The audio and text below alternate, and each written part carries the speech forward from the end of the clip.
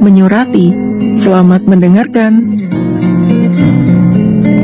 Buat surat permintaan kepada Long Farmasi tentang bahan-bahan yang kita butuhkan, dan cantumkan berapapun harganya, kita akan menyetujuinya. Perintah Axel. Axel pun kembali bersibuk dengan pekerjaannya, sesekali mengecek keadaan Elana. Jangan terlalu lelah, pesan Axel kepada Elana. Mengapa tiba-tiba aku merasa sedang diawasi oleh Satgas Kehamilan? Pikir Elana. Iya, aku paham, jawab Elana. Louis masih tinggal beberapa hari di Korea. Menjalankan Liu Corp dan grup tim secara bersamaan sudah menjadi keseharian Louis berlama-lama di ruang kerjanya. Ceklek, Marsha membuka ruangan kerja Louis. Nampak Louis tengah menyandarkan kepalanya ke belakang dan memejamkan matanya. Dia pasti sangat lelah, ucap Marsha dalam hati. Marsha berjalan perlahan ke belakang kursi dan meletakkan tangannya di atas kepala Louis. Marsha mulai memijit-mijit lembut kepala dan pelipis Louis. Desah Louis. Ya, itu terasa enak, ucap Louis yang mengenali sentuhan tangan Marsha. Kau sudah kelelahan, beristirahatlah, ucap Marsha. Louis mengambil kedua tangan Marsha dan menariknya ke dadanya, sehingga wajah Marsha menunduk kepadanya. Louis menatapnya lalu mencium bibir Marsha. Jika aku adalah obat rindumu, maka kau adalah obat lelahku, gombal Louis kepada Marsha. Apakah kau ingin tidur di sini dan membiarkan istrimu tidur sendirian? Tanya Marsha. Hais, mana tega aku seperti itu. Ayo kita tidur, ajak Louis, di gedung Long Corporation. Sekretaris Darren memberikan sebuah surat permintaan yang Axel kirimkan. Sekretaris Darren menaruhnya di atas meja Darren, bersamaan dengan file-file yang harus diperiksa oleh Darren. Selamat pagi Tuan, ucap sekretaris Darren yang melihat Darren yang baru saja datang. Darren membuka jasnya dan menggantungnya, lalu mulai serius menatap berkas-berkas sambil menyesap kopi yang dituangkan oleh sekretarisnya.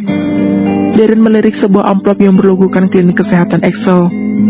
Darren segera saja menarik amplop itu keluar dari berkas-berkas yang ada di atasnya. Melihat sejenak cover amplop itu dan membukanya untuk dibaca. Mata Darren melebar ketika membaca bahan-bahan yang diminta oleh Axel. Ini? Pikir Darren.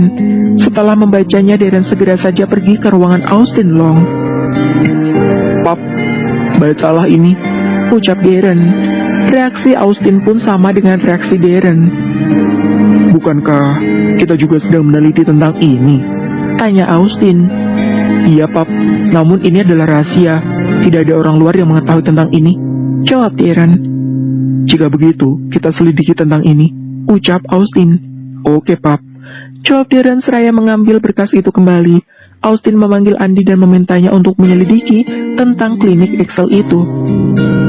Selidiki dengan detail tentang klinik ini, perintah Austin. Tak perlu memakan waktu lama, Andy sudah menaruh laporan tentang yang diminta oleh Austin. Dengan detail dan perlahan, Austin membacanya. Klinik kesejahteraan adalah klinik bakti sosial yang didirikan oleh Liu Corporation yang dikepalai oleh dokter muda yang bernama Axel. Foto Axel tersemat di laporan tersebut. Dan Austin mengenali Axel sebagai tamu yang pernah bertamu ke rumahnya, mengantarkan pesanan perhiasan Fria untuk pernikahan Carl Raji dan Kapten Sigre. Austin juga membaca profil Liu Corporation. Ini mereka termasuk perusahaan kuat dan besar. Lalu mengapa membutuhkan obat-obatan ini? Pikir Austin. Long Farmasi sedang mengembangkan penawar racun yang sedang Axel cari. Henry Lin ada membawa sampel sebuah racun yang telah banyak beredar, namun tanpa penawar. Karena itu, Henry Lin meminta bantuan Farmasi Long untuk membuat penawarnya. Namun ini adalah proyek rahasia. Karena itu, Darren dan Austin terkejut ketika surat permintaan Axel tiba di tangan mereka. Setelah beberapa hari kemudian barulah Axel menerima kabar bahwa Darren Long akan datang untuk bertemu dengan Axel. Mereka berjanji temu di Korea. Austin memutuskan mengirim Darren karena berpikir jika membutuhkan bahan-bahan ini, maka berarti ada seorang korban. Dan untuk mendapatkan komposisi yang lengkap untuk pembuatan penawarnya, maka Darren harus melihat sendiri korbannya. Axel menghubungi tentang pertemuan ini kepada Louis. Baik, kita akan bersiap menyambut Tuan Darren Long, ucap Louis. Setelah menerima telepon dari Axel, Louis segera pergi mencari Marsha di kamarnya. Nampak terlihat Marsha sedang serius mendesain koleksi-koleksi perhiasan terbarunya. Louis mengambil pensil Marsha dan meletakkannya di meja. Louis menarik Marsha berdiri lalu memeluknya dan membisikkan sesuatu di telinga Marsha. Kakek buyut akan segera tertolong, bisik Louis. Benarkah? Tanya Marsha. Ya, kami akan segera bertemu. Mereka akan datang menemui kita di sini, ucap Louis. Mereka ingin melihat kakek buyut kita, ucap Louis lagi. Kakek, ucap Marsha terharu. Kakek akan sembuh, ucap Marsha lagi. Ya, kakek akan sembuh, ucap Louis juga. Setelah mendapatkan kabar tentang itu, Marsha benar-benar mempersiapkan kedatangan tamu yang bisa dibilang tamu agung tersebut dengan baik dan sempurna. Mulai dari mendekor ulang sampai menyusun susunan menu-menu makanan, mulai dari makan pagi, makan siang, dan makan malam. Louis selalu suka melihat sisi Marsha yang seperti ini, sisi seorang ibu rumah tangga murni. Bekerja mengurus rumah dan keperluan keluarga, Louis merasa semakin jatuh cinta kepada Marsha di setiap harinya. Axel hari ini tiba di Korea. Dia juga sudah bersiap diri dengan membawa beberapa tim medisnya yang sedang menangani proyek pembuatan penawar racun ini. Meski sudah melakukan persiapan banyak, Marsha tetap saja merasa gugup karena mendengar orang yang akan datang adalah orang yang sangat penting dari Long Pharmacy. Keesokan harinya, Darren dan tim ahli lab Long Pharmacy tiba di Korea. Louis, asisten Lee, dan Axel pergi ke bandara untuk menjemput mereka, sementara Marsha menunggu di kediaman Tuan Kim dengan gugup. Apakah ini akan berhasil? Tanya Marsha dalam hati sambil berjalan ke sana kemari menunggu kedatangan Louis dan yang lainnya. Ah, ini harus berhasil, karena mungkin hanya inilah satu-satunya cara, ucap Marsha lagi untuk meyakinkan dirinya agar tetap tenang. Ketika melihat asisten Ji sibuk menyambut tamu, Marsha pun ikut keluar untuk menyambut mereka. Louis segera menghampiri Marsha. Tuan Long, perkenalkan, ini adalah nyonya rumah di sini, istriku, Nyonya Liu, ucap Louis. Ah, senang bertemu dengan Nyonya Liu, ucap Darren seraya menyalami Marsha. Selamat datang Tuan Long, balas sapa Marsha. Asisten Ji mempersilahkan mereka masuk ke kediaman Tuan Kim dan mengantar Darren langsung ke kamar Tuan Kim untuk melihat keadaan Tuan Kim yang sudah koma berminggu-minggu. Darren Long duduk di sisi ranjang Tuan Kim memperhatikan napas Tuan Kim yang naik turun dengan stabil. Darren mengambil tangan Tuan Kim lalu merasakan denyut nadinya. Darren memeriksa pupil mata Tuan Kim dan juga ruam-ruam pada kulit Tuan Kim. Setelah itu, Darren membaca riwayat kesehatan Tuan Kim melalui dari hasil CT scan dan EEG, pengukuran aktivitas listrik di dalam otak, dan juga pemeriksaan darah, juga pemeriksaan fungsi lumbal. Berdasarkan pemeriksaan ini, Tuan Kim koma bukan karena adanya picuan gangguan listrik di otak, namun karena keracunan yang menginfeksi saraf tulang belakang otak. Koma terjadi karena akibat kerusakan di salah satu bagian otak. Pada penderita koma, bagian otak yang mengalami kerusakan adalah bagian yang mengatur kesadaran seseorang. Kerusakan tersebut dapat terjadi dalam jangka waktu yang pendek ataupun dalam jangka waktu yang panjang. Darren mengambil sampel darah Tuan Kim untuk memeriksa jejak-jejak racun yang mengalir di tubuh Tuan Kim. Setelah mengambil darah Tuan Kim, Darren mengeluarkan jarum suntiknya. Ini adalah anti racun yang pernah Darren buat, tidak berbau dan berwarna bening. Darren hanya perlu menyempurnakan anti racun ini untuk bisa melawan racun jenis baru ini. Karena itu, dia akan menyuntikkan ini untuk melihat reaksi tubuh Tuan Kim. Tuan, aku akan menyuntikkan cairan ini, ucap Darren. Apakah itu obatnya? Tanya Louis.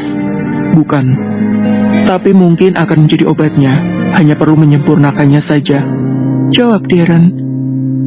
Kita akan tahu jika aku sudah melihat reaksi obat ini di tubuh Tuan Kim, jelas Darren. Apakah itu tidak membahayakan menyuntikkan sesuatu yang belum lengkap? Tanya Louis lagi. Tidak, ini tidak akan membahayakan Tuan Kim, jawab Darren. Iya, Aku mengizinkanmu, ucap Marsha dengan memandang Darren penuh harap. Baiklah Tuan Darren, istriku sudah mengizinkanmu, maka lakukanlah, ucap Louis. Darren pun mulai menyuntikkannya cairan anti racun tersebut masuk ke tubuh Tuan Kim. Baiklah Tuan, setelah ini kita akan amati hasilnya, ucap Darren. Darren, Louis, dan Axel berpindah ke ruangan kerja Louis untuk membahas rekam medis Tuan Kim dan pengobatan yang selama ini diberikan kepada Tuan Kim. Sementara Marsha merebahkan dirinya di samping Tuan Kim. Kakek, cepatlah sadar. Hanya kau satu-satunya yang menyayangiku di keluarga ini. Jangan pergi meninggalkanku, pinta Marsha dengan nada sendu. Setelah selesai makan malam, Darren dan Axel kembali memeriksa keadaan Tuan Kim. Keadaannya masih belum berubah, ucapnya dalam hati. Darren menempatkan orangnya di kamar Tuan Kim untuk memantau keadaan Tuan Kim dan mencatat detail setiap perubahan yang terjadi pada Tuan Kim. Meskipun hanya tentang hal kecil.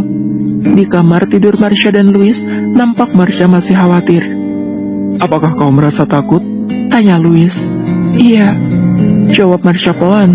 Marsha memiringkan tubuhnya ke arah Louis. Terima kasih karena sudah membawa harapan baru untuk kesembuhan kakek buyut, ucap Marsha. Jangan sungkan, Tuan Kim juga adalah kakek buyutku, sama seperti kau menyayangi kakek Liu, seperti kakekmu sendiri, ucap Louis. Hati Marsha terasa hangat dan terlindungi karena mendengar perkataan Louis. Terima kasih karena sudah hadir di dalam kehidupanku, ucap Marsha. Tidak sayang, akulah yang beruntung karena memilikimu. Terima kasih karena sudah memberikan aku kesempatan kedua, ucap Louis dengan penuh kelembutan cinta dan memeluk erat Marsha. Keesokan paginya setelah sarapan bersama, Darren dan Axel kembali memeriksa keadaan Tuan Kim. Mereka berdua men-scanning tubuh Tuan Kim tanpa berkedip, tidak ingin melewatkan sedikit pun petunjuk dan perubahan. Pagi ini ruam-ruam di kulit Tuan Kim sedikit memudar. Darren dan Axel saling berpandangan. Tim Darren memberikan laporan pemeriksaan kesehatannya. Nampaknya cairan anti racunku berhasil memperbaiki beberapa organ dan syarafnya, ucap Darren. Namun ini masih belum cukup untuk menyempurnakan obat ini, jelas Darren. Jika begitu, berikan kepadaku obatmu. Aku akan memberikannya secara berkala dan melaporkan perkembangannya kepadamu, ucap Axel. Axel merasa takjub hanya dalam sehari Tuan Kim bisa mengalami perubahan. Merasa Darren adalah orang hebat, Axel tak enak hati jika harus menahan Darren berlama-lama di kediaman Tuan Kim.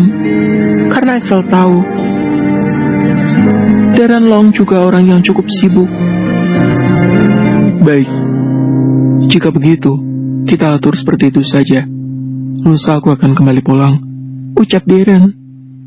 Sebelum kepulangan Darren, Axel bagaikan lem yang selalu menempel pada Darren, seakan-akan ingin menyerap semua ilmu pengetahuan dari Darren, sang maestro farmasi. Keesokan paginya, Marsha sudah bersiap mengantarkan kepergian Darren. Marsha menyiapkan sebuah kado eksklusif untuk Darren. Marsha mendengar bahwa Darren sudah memiliki seorang tunangan. Ketika tahu akan kedatangan perwakilan dari Long Farmasi adalah Darren sendiri, Marsha segera mencari tahu tentang Darren dan segera saja membuat desain-desain barunya dalam bentuk wujud satu set perhiasan. Tuan, terima kasih atas bantuannya, ucap Marsha. Ini ada sedikit hadiah untuk Tuan dan tunangan Tuan. Perhiasan ini akan menjadi satu-satunya di dunia, karena desain ini hanya dibuat satu khusus untuk Tuan dan tunangan Tuan, ucap Marsha. Ah, Nyonya, tidak perlu repot-repot seperti ini, ucap Darren. Tidak, justru sebaliknya. Ini adalah kebahagiaan tersendiri untukku, ucap Marsha. Jika begitu, aku akan menerimanya dengan senang hati, ucap Darren seraya menerima kotak perhiasan tersebut. Kali ini, hanya asisten Lee dan asisten Ji yang mengantar Darren ke bandara. Darren meninggalkan timnya di kediaman Tuan Kim untuk membantu pemantauan yang diketuai oleh Axel. Setelah Darren pergi, Axel menarik tangan Louis. Hei, aku ingin meminta sesuatu kepadamu, pinta Axel. Katakanlah. Jawab Louis. Aku ingin kau memberikan orang yang bisa menjaga Elana dan bayi kami. pinta Axel karena merasa khawatir kejadian yang lalu terulang kembali. Baik, aku akan memberikan pengawal bayangan untuk Elana dan juga bayi kalian, janji Louis. Bagus, jika begitu aku bisa bekerja dengan tenang, ucap Axel lega. Dengan kedatangan tim dari Long Farmasi, Marsha nampak terlihat lebih bersemangat, apalagi mengetahui ada sedikit perkembangan. Guratan khawatir di wajahnya lenyap begitu saja berganti dengan senyuman alami. Axel mengawasi Tuan Kim dengan tetap memperhatikan kesehatan Elana dan perkembangan janinnya. Bahkan Axel mengatur perawat pribadi yang datang seminggu 2 kali untuk memeriksa keadaan Elana dan bayi mereka. Pada awalnya, Elana menolak pengaturan ini, namun sebagai dokter Axel adalah pribadi yang sangat tegas. Karena itulah Elana akhirnya pun patuh terhadap pengaturan Axel. Bersambung, terima kasih sudah mendengarkan.